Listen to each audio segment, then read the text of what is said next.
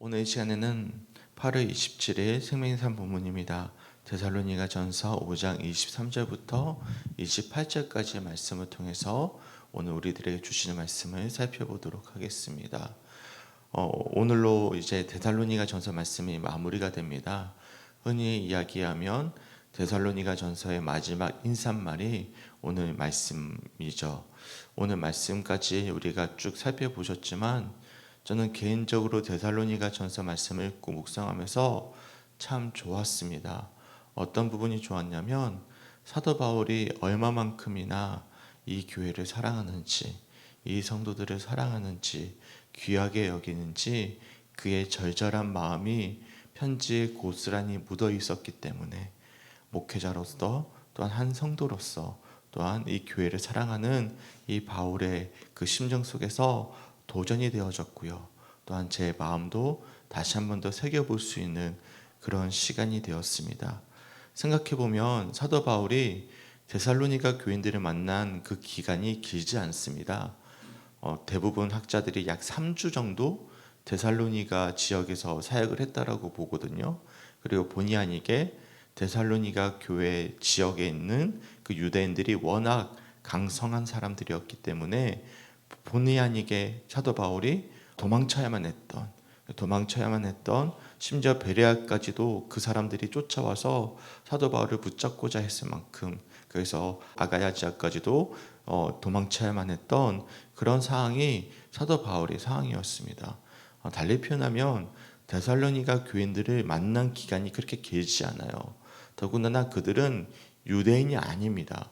데살로니가 교회 대부분의 사람들은 헬라인이에요. 그러니까 이방인들이죠. 전혀 모르는 사람들입니다. 그런데도 불구하고 그들이 문화적 차이도 크고 여러 가지 어떤 만남의 기간도 짧은데도 오직 예수 그리스도의 사랑으로 이처럼 마음을 쏟을 수 있다라는 것은 바울이 그만큼 예수님의 사랑과 은혜에 붙잡혀 있었다라는 증거이지 않았을까 우리가 살펴볼 수가 있는 것이죠. 그래서 제가 이 데살로니가 전서 말씀을 읽고 묵상하면서 저 자신도 많이 되돌아보게 되었고요. 또한 큰 도전이 되어졌습니다. 얼마 전에 제 아내가 이제 우리 차가 사고가 났었잖아요. 그리고 또 손님이 오셔가지고 대화를 나누다가 물어보더라고요. 저게 드림카가 뭐냐고, 그러니까 꿈의 카가 뭐냐고, 차가 뭐냐고 물어보더라고요. 그래서 가만히 곰곰이 생각해봐도 제가 좋아하는 차가 없는 거예요. 제가 드림카면 어떤 사람은 뭐 BMW, 벤츠, 뭐 등등등 뭐 자기가 꿈꾸는 차가 있을 거 아니에요. 저는 내가 좋아하는 차가 없네. 그런 생각이 드는 거예요. 좋아하는 차 하면 그래 우리 아이들이 편안하게 탈 수 있는 차. 그게 제게는 꿈의 카인 거예요. 그게 전부인 거죠. 또 어제 제 친구가 왔습니다. 이제 휴가 되면 꼭 들렸다 가거든요. 그래서 휴가가 돼서 들렸어요. 들려서 어젯밤에 같이 대화를 쭉 나누는데 뭐 좋아하냐 서로 막 이야기를 나누는데 생각해 보니까 제가 좋아하는 게 아무것도 없는 거예요. 음식을 특별히 좋아하는 음식도 없고, 내가 그렇다고 뭐 특별히 취미가 좋아하는 것도 없고, 내가 뭘 좋아하지? 특별히 아끼는 것도 없고, 제가 옷을 아끼는 것도 아니고, 특별히 기계를 좋아하는 것도 아니고, 그 친구는 그 재밌게도 우리 신학생 시절에 플스 아시나요? 게임기? 그거 가지고 그 축구 게임 많이 했었거든요. 지금 저 축구 게임 안 하거든요. 별로 흥미가 없어서. 근데 그런 것도 좋아하는 것도 없고, 근데 곰곰이 생각해봤어요. 제가 이 말씀을 묵상하면서 어젯밤에 이제 혼자서 사무실에서 곰곰이 내가 좋아하는 게 뭘까? 참 나는 좋아하는 게 없는 사람이구나. 별로 흥미가 없는 사람이구나. 라고 생각했는데 한 가지가 있더라고요. 그게 뭐였냐면 우리 교회였어요. 제가 우리 교회가 너무 좋은 거예요. 생각해 보니까. 그러니까 제 생각에 9할 이상을 생각하고 있는 것이 우리 교회에 대한 생각이고, 제가 워낙 재미없는 사람이고 워낙 표현이 없는 사람이고 워낙 막 흥미롭게 하는 사람이 아니기 때문에, 제가 외향적인 사람이 아니기 때문에 표현이 안 될 뿐이지 9할 이상의 교회를 사랑하는 마음이 있고, 또한 성도들을 향한 그런 제 간절한 어떤 마음들이 있더라고요. 그래서 최근에는 그래도 많이 회복이 되어져서 제가 불쑥불쑥 찾아가기도 하고 전화하기도 하고 그러고 있거든요. 그런데 감사했어요. 내가 정말 우리 교회를 사랑하구나. 그래도 내가 흥미있게, 내가 그래도 내 생각에 많은 부분을 차지하고 있는 것이 교회구나라는 생각, 또 우리 성도님 한 분 한 분이구나라는 생각을 하게 되었습니다. 당연히 제가 감당할 수 없는 분들도 계셔요. 그러면 어떤 마음이냐면, 예전에는 내가 어떻게든 애를 써가지고 이분을 내가 책임져야지라는 어떤 강박관념이 있었습니다. 근데 이제는 좀 많이 내려놨어요. 하나님이 주시는 감동 속에서 내가 할 수 있을 만큼의 역량만 하자. 그 이상의 것을 내가 하면 내가 더 많은 곳을 에너지를 써야 될 것을 쓸 수 없고, 이것이 나의 애씀이 되겠구나라는 마음이 들었어요. 그 외에 모든 것들은 내가 하나님이 주시는 감동 속에서 너무 귀한 거예요. 너무나 감사한 거고, 그런 묵상이 되어졌습니다. 그러면 여기서 한 가지 제가 의문이 든 거예요. 내가 이만큼 별로 좋아하는 차도 없고, 즐거워하는 일도 없고, 내가 좋아하는 어떤 특별한 어떤 물건도 없는데, 왜 하필이면 하나님께서 내가 곰곰이 묵상해 봤을 때 교회를 사랑하게 하셨을까? 성도들을 사랑하게 하셨을까? 이건 누가 주는 마음일까요? 네, 성령 하나님이 주시는 마음이겠죠. 하나님이 주시는 마음이에요. 마찬가지라고 저는 생각을 합니다. 저는 비교할 수 없겠죠. 사도 바울에게. 이 사도 바울이 교회를 향한 사랑을 가지고 있는데, 이것은 정말로 사도 바울이 너무너무 교회를 사랑하는 이 마음은 누가 주시는 거예요? 미쁘신 하나님께서 주시는 마음이에요. 여기 오늘 24절 말씀에 보시면 미쁘시다라는 말씀이 등장하거든요. 이 미쁘시다라는 단어의 원어를 보면 피스토스라는 뜻입니다. 신실하다라는 뜻입니다. 누가 신실하시냐면 너희를 부르시는 이는 미쁘십니다. 우리를 불러주시는 분이 누구십니까? 하나님이잖아요. 하나님이 미쁘시다라는 거예요. 근데 미쁘시다, 피스토스라는 이 표현이 원어의 어떤 문법적인 형식으로 보면 내가 스스로 신실하다고 여기는 게 아닙니다. 타인으로부터 신실하다고 여겨지는 상태입니다. 그러니까 우리 하나님은 누가 보더라도 신실하신 분이라고 여겨지는 분이라는 의미가 미쁘시다는 뜻이거든요. 너희를 부르시는 이는 미쁘시니 그가 또한 이루시리라라고 간절히 바람을 소망하고 있는데, 이 하나님이 미쁘신 거예요. 신실하신 거예요. 신실하신 하나님이 바울에게 어떤 마음을 부어주시는 거죠? 교회와 성도들을 향한 사랑의 마음을 부어주신다는 사실입니다. 믿으십니까? 이것은 우리도 마찬가지입니다. 우리에게도 혹여나 교회를 향한 사랑이 있습니까? 성도들을 향한 사랑이 있습니까? 이것은 내가 의롭기 때문에 내가 가진 마음이 아니라 누가 주신 마음이죠? 하나님이 우리 마음 가운데 신실하신 하나님께서 부어주신 거예요. 저는 이번에 야외 예배를 다녀오면서 너무 감사했어요. 그래서 제가 어제 영상을 편집해서 보내드린 거 혹시 보셨는지 모르겠어요. 제가 주일날 못 보시는 분들이 계시기 때문에 틀어드리긴 하겠지만, 제가 영상을 쭉 편집을 했거든요. 중간에 좀 죄송한 분들도 계셨습니다. 우리 신영애 집사님 같은 경우에는 하도 호탕하게 웃는 모습이 담겨져 있어가지고 제가 이거 넣을까 말까 하다가 내가 넣었는데 넣었는데 너무 보기 좋아가지고 넣기는 했는데, 여튼 쭉 보면서 너무 행복한 거예요. 이 성도님들이 다들 인상 쓰고 있고 막 억지로 앉아 있고 그런 분이 아무도 없는 거예요. 다들 얼굴이 활짝 웃으시면서 함께하는 이런 쭉 모습을 보면서 다들 교회를 사랑하시구나, 성도들을 귀하게 여기시구나 라는 모습을 보면서 오늘 말씀을 묵상하는데, 미쁘신 하나님께서 우리 사랑하는 성도들에게 교회를 향한 마음을 주시고 또한 성도들이 향한 바람을 주시구나라는 것을 묵상이 되어지니까 너무나 감사했습니다. 이처럼 사도 바울은 이 데살로니가 교회를 너무나 사랑했고 또 성도들은 너무나 귀하게 여겼습니다. 그래서 마지막 편지에 보시면 뭐라고 인사를 하냐면, 다른 바램보다도 23절 말씀 보십시오. 이렇게 고백합니다. 평강의 하나님이 친히 너희를 온전히 거룩하게 하시고 또 너희의 온 영과 혼과 몸이 우리 주 예수 그리스도께서 강림하실 때 흠없게 보존되기를 원하노라 라고 말씀하고 있죠. 평강의 하나님께 간절히 바라고 있는 거예요.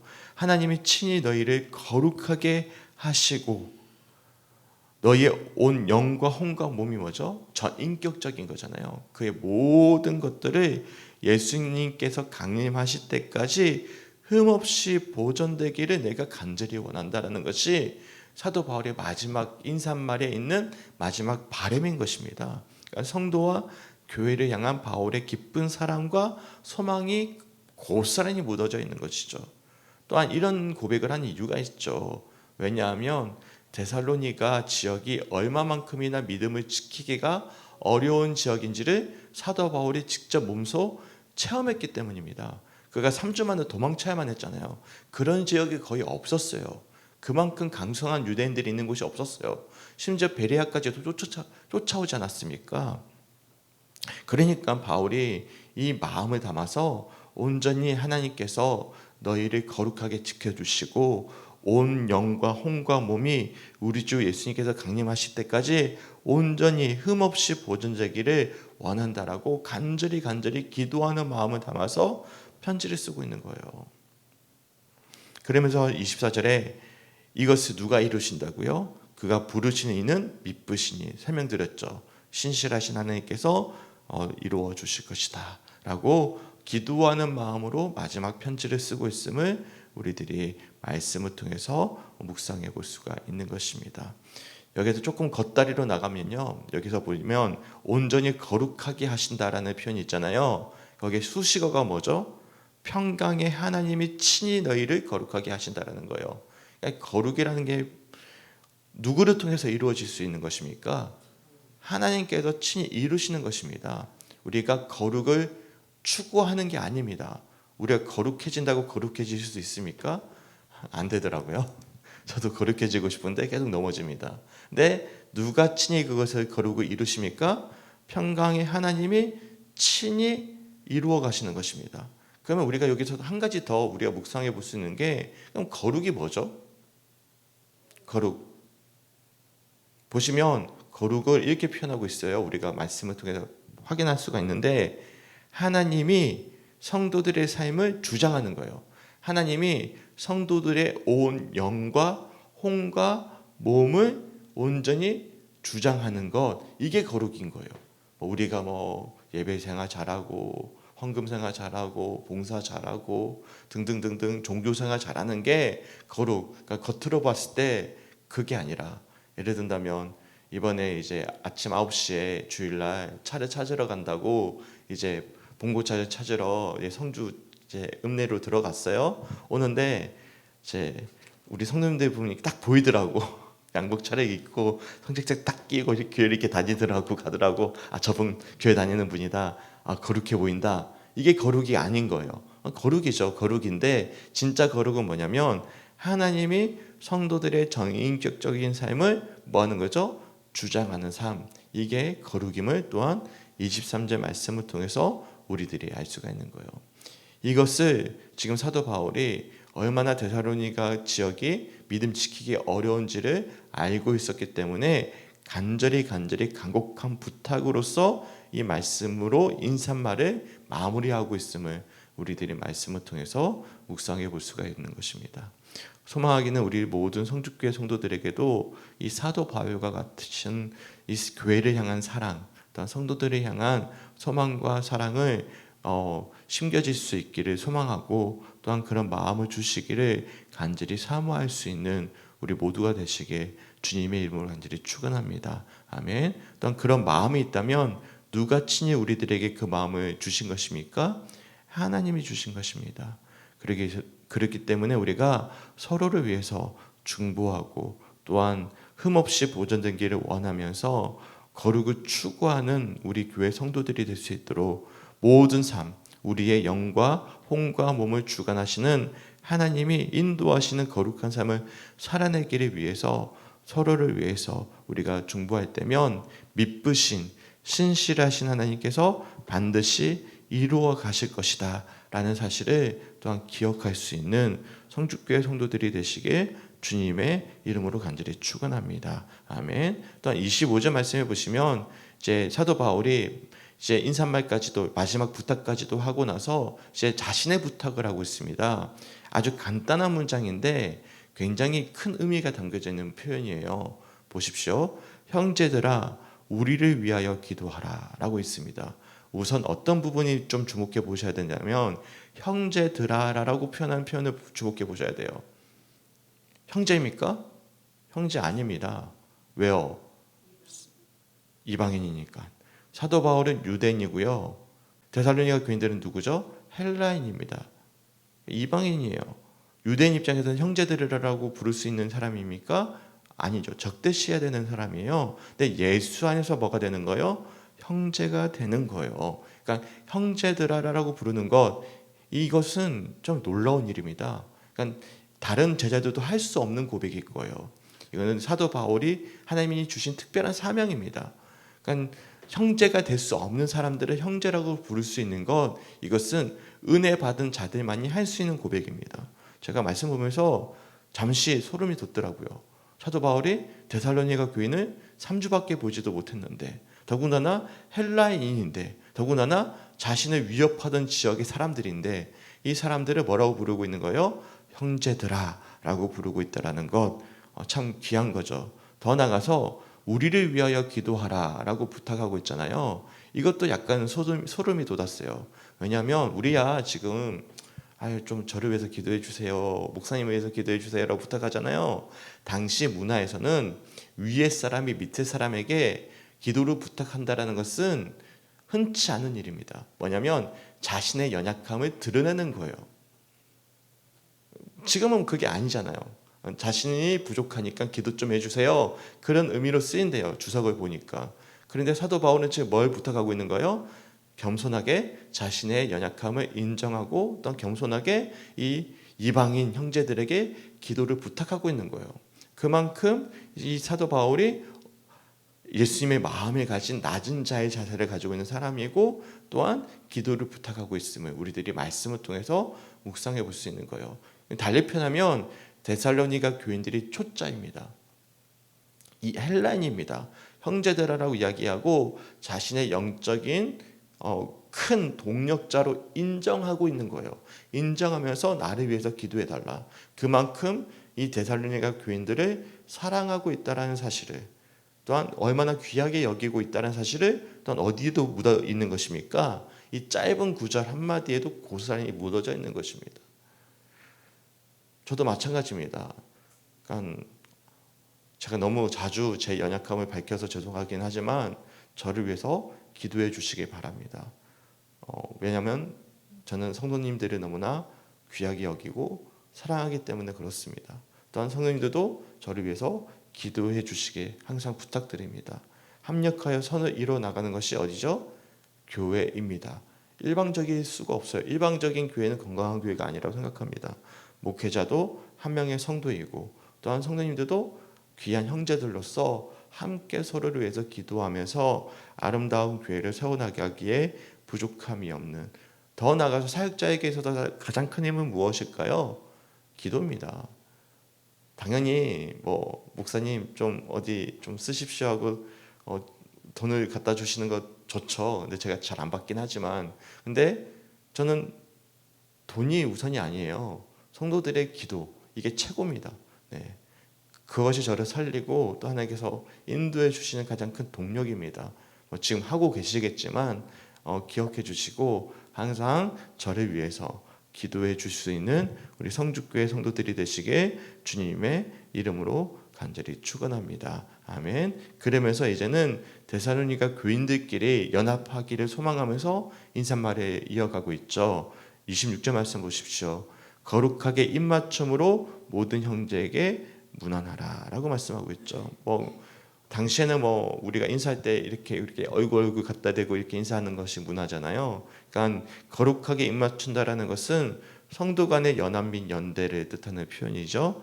그렇게 너희들이 모든 형제를, 그러니까 한 명도 빠짐없이 구분하지 말고 혐오하지 말고 이렇게 차별하지 말고 온전히 서로를 문안할 것을. 근데 이것은 누구의 힘을 힘입어? 27절 말씀에 내가 주를 힘입어 너희에게 명한다. 이거는 또한 주를 힘입어 너희들이 그렇게 해야 된다라는 뜻도 함께 담고 있는 거예요. 모든 형제에게 이 모든 사랑들을 너희들이 행하고 또한 이 편지를 읽어줄 것을 부탁하고 있음을 우리들이 말씀을 통해서 묵상해 볼 수가 있습니다. 그리고 마지막으로 28절 말씀에 우리 주 예수 그리스도의 은혜가 너희에게 있을지어다. 주 예수 그리스도의 은혜가 너희에게 있을지어다 라고 마지막으로 축복하면서, 마치 축도할 때 우리가 이렇게 축도하잖아요. 그런 식으로 편지의 마지막을 마무리하고 있음을 우리들이 알 수가 있습니다. 이처럼 오늘 마지막 인사말입니다. 23절부터 28절까지 짧은 인사말이지만 저는 어제 이제 친구하고 교제를 나누고 밤늦게 이제 사무실 가서 쭉 말씀을 보는데 가슴이 이제 뜨거워지더라고요. 바울 때문에, 바울이 얼마만큼 데살로니가 교인들이 이렇게 사랑하는가, 귀하게 여기는가, 끝까지 미쁘시고 신실하신 하나님께 그들의 영혼을 맡기고 또한 겸손하게 형제들이라고 부르면서 나를 위해서 기도해달라고 부탁하고 또 너희끼리 거룩하게 또한 입맞춤으로 연합되길 원하고 또한 예수 그리스도의 은혜가 너에게 충만하길 원한다라고 축복하는 이 모습을 통해서 가슴이 따뜻해지더라고요. 정말 사도 바울이 하나님을 사랑하는 사람이구나. 또한 교회를 사랑하는 마음을 우리가 가지고 있다면 이것은 우리가 의심할 여지가 없이 하나님이 주시는 마음이구나 라는 사실을 재확인할 수가 있었고, 더 나아가서 저 자신을 이제 묵상해 보는 거잖아요. 묵상해 보니까 저 좋아하는 차도 없고 좋아하는 옷도 없고 뭐 특별한 물건도 없는데 그래도 제가 좋아하는 게 하나가 있는데 우리 교회라는 사실에 너무 감사했어요. 우리 교회. 그래서 우리가 그거 했잖아요. 야외 예배 때 서로 교회가 뭐냐고, 나에게 우리 교회는 뭐냐고 제가 어젯밤에 다 적었거든요. 제가 안 적었어요. 우리 아내가 손이 빨라가지고 다 적어놨더라고. 해가지고 우리 아내가 적어놓은 게 다 있어요. 저한테 이제 쭉 보니까 다들 우리 교회에 대해서 저와 똑같은 마음을 가지고 있었어요. 한 분도 우리 교회는 뭔가 부족한 곳, 뭔가 더 잘해야 되는 곳, 그게 아니라 안식처가 제일 많았습니다. 안식처, 비둘기 뭐 등등등, 나중에 다음에 한번 소개해드릴 거예요. 설교 때 인용할 건데 여하튼 다 똑같은 마음이더라고요. 좋은 교회, 배울 곳이 많은 곳, 기쁜 곳, 즐거운 곳, 행복한 곳, 뭐 등등등등등 그런 표현들이에요. 그러니까 저와 비슷한 마음을 다들 가지고 계신 거죠.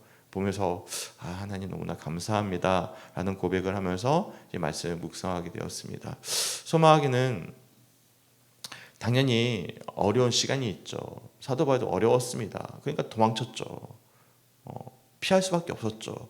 하지만 우리 교회도 마찬가지예요. 잠시 피할 수도 있는 것이고 어려움이 올 수도 있는 것이지만 사도 바울은 한결같이 교회를 향한 사랑을 하나님이 부어주셨다는 사실, 일단 우리도 마찬가지입니다. 하나님 우리 교회를 향한 사랑을 한없이 부어주고 계신다는 사실은 내가 지금 뭘 받고 있다는 증거입니까? 하나님의 은혜를 받고 있다는 증거라는 사실을 반드시 기억할 수 있는 우리 성주교회 성도들이 되었으면 좋겠고요. 이 데살로니가 전서 말씀을 정리를 하면서 우리가 정말로 사도 바울처럼 정말로 하나님의 마음으로 예수 그리스도의 심장으로 교회를 사랑하고 성도를 귀히 여기면서 정말로 아름다운 공동체를 이루어갈 수 있는 우리 성주교회 성도들이 되었으면 좋겠습니다. 어제 다른 교회 한 성도로부터 전화를 받았어요. 우리 교회 전화가 왔으니까 전화를 받아서 한 30-40분 정도 통화를 쭉 나누는데 결론은 뭐냐면 신앙생활이 힘들다는 거예요. 신앙생활이 즐겁지 않다라는 거죠. 결론은 그래요. 그래서 한 가지 말씀드렸죠. 성도님, 신앙생활 혼자 하는 게 아닙니다. 신앙생활 혼자 할 수 없습니다. 이것을 제게 나누는 것도 중요하지만 섬기고 있는 교회 성도들과 목사님들과 나누십시오. 함께 하는 겁니다. 혼자 고민하지 마십시오. 라고 이제 고민을 해드렸어요. 신앙생활은 혼자 할 수 없어요. 그렇지 않습니까? 함께 하는 겁니다.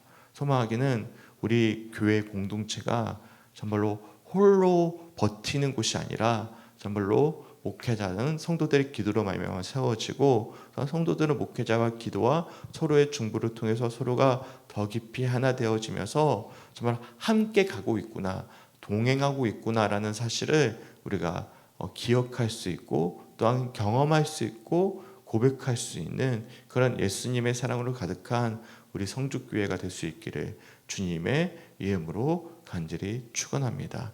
네, 이 모든 것들은 뭘로 가능하죠? 말씀 길어지지만 오직 하나님의 평강으로 가득합니다. 예수 그리스도의 미쁘신 은혜로 가능합니다. 믿으십니까? 그래서 우리가 항상 추구하셔야 될 것은 주님 마음 주시옵소서, 은혜 주시옵소서, 그 은혜에 힘입어 교회를 사랑하고 성도를 귀하게 여기면서 정말로 아름다운 공동체를 이루어가게 하시고, 그 공동체 안에서 우리가 안식을 얻게 하여 주시옵소서라고 소망하고 기도할 수 있는 그런 우리 모두가 되었으면 좋겠습니다. 그래서 데살로니가전서 말씀을 이제 이처럼 마무리하게 되었고요. 내일부터는 또 후서로 넘어갑니다. 또 후서에는 저도 후서 말씀 어떤 말씀일지 기억이 가물가물하거든요. 그게 사람이 머리가 저도 멍청한지 이게 기억이 잘 안 나네 해가지고 내일부터 어떤 말씀이 이어질지 모르겠는데, 일단 분명히 이유가 있으니까 또 두 번째 서신을 썼겠죠. 한 번 쓰고 끝났으면 뭐 문제가 없겠지만 두 번째 또 편지를 썼다는 것은 뭔가 어떤 소식을 들었기 때문에 썼겠죠. 그러니까 어떤 일이 벌어질지 기대하는 마음으로 또한 내일 말씀 또한 묵상해 볼 수 있는 우리 모두가 되었으면 좋겠습니다.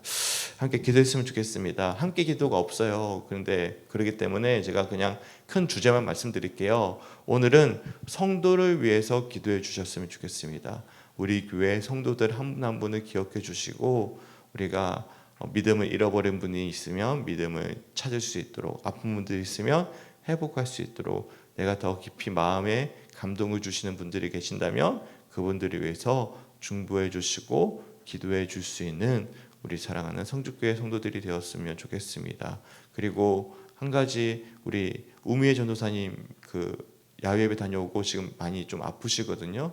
운전하다가도 다 토하시고 막 그러셨는데, 보니까 어제 저는 통화가 잘 안 됐고 아내를 통해 통화가 됐는데 아이도 온전히 회복이 좀 몸이 안 됐대요. 그래서 아마 뭘 잘못 드셨는지 아니면 너무 무리가 되셨는지 이제 함께 좀 중보해 주셔서 회복할 수 있도록 기도해 주셨으면 좋겠고요. 또한 그 외에도 아픈 분들을 위해서 중보해 주셨으면 좋겠고, 더 나아가서 기도의 자리를 회복해야 되는 분들을 위해서도 같이 기도해 주셨으면 좋겠습니다. 우리 성도들을 위해서, 서로를 위해서 중보해 줄 수 있는 오늘 하루가 되시길 주님의 이름으로 간절히 축원합니다. 아멘. 함께 기도하겠습니다.